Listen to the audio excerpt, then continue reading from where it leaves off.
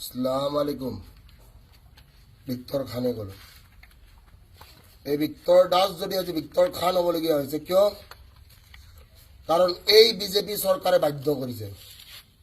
আকৌ এবাৰ ক'লো, আই ৰিপিট, আসসালামু আলাইকুম। এই ভিক্টৰ দাস যদি আজি ভিক্টৰ খান হ'বলগীয়া হৈছে কাৰ কাৰণে? এই বিজেপি চৰকাৰ, যিখন বিজেপি চৰকাৰে কি কয় হিন্দুত্ববাদ।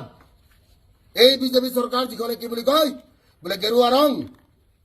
কিন্তু এই বিজেপি চৰকাৰে কি কৰিলে আমাক নোহোৱা কৰি পেলালে। মই টুপি পিন্ধা আপোনালোকে দেখিছে। তহঁতৰ হেমন্ত বিশ্ব শৰ্মাই এদিন টুপি পিন্ধিছিলে যেতিয়া স্বাৰ্থ আছিলে। মোৰ কোনো স্বাৰ্থ নাই আৰু মই পলিটিক্স কেতিয়াও নকৰোঁ। क्योंकि सरकार जिसका भी नहीं होगा। ভিক্টৰ দাস ফ্লেক্স দেগা। দ্বিতীয় প্ৰশ্ন, যোৱাকালি ৰাতিৰ কাহানী সকলোৱে দেখিছে। শুৱালকুছিৰ ল'ৰা কেইটামানে আহি আমাৰ গেট ভাঙি থৈ গুচি গৈছে। মোৰ মাক কি কৰিছে? মাক এটেক কৰিব চেষ্টা কৰিছে। কিন্তু কি 100ত ডাইল কৰাৰ পিছত 100ত মোক কি কৰিছে? ব্লক কৰিছে। গাৰ্লফ্ৰেণ্ডে ব্লক কৰিলে ভাল লাগে।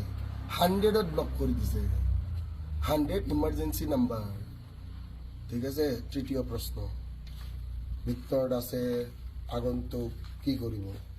ভিক্টৰ দাসে ভিক্টৰ সেনাক এটাই মেছেজ দিব যে কি ঘৰত থাক আৰু ঘৰত থাকি দুনিয়া কেনেকৈ হিলাব পাৰিব মই শিকাম। জয় অসম। হিন্দু মুছলিম বুলি কথা নাই, জয় অসম সদায় কম। আৰু ভিক্টৰ সেনা জিন্দাবাদ থা, ভিক্টৰ সেনা জিন্দাবাদ হে, আৰু ভিক্টৰ সেনা জিন্দাবাদ रहेगा।